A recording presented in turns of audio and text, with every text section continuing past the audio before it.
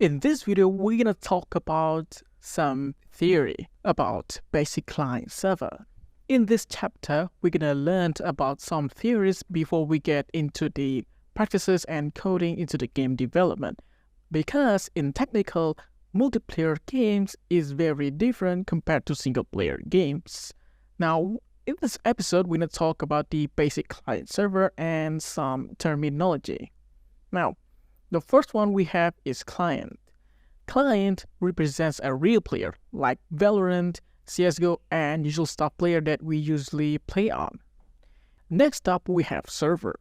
Server resembles a process that handles a multiple client connections and the gameplay logic. Now, server has a multiple types that I'm gonna cover is client-hosted and dedicated server. A server but has a client playing on it, and let's say it's a Stardew Valley, Valheim the First. They mostly use client-hosted.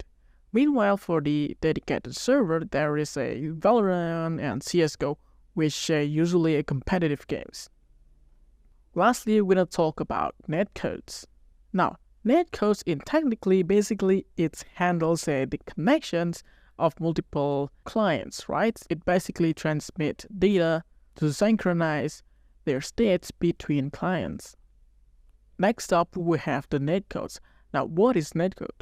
Netcodes is a code that handles connections and transferring data efficiently.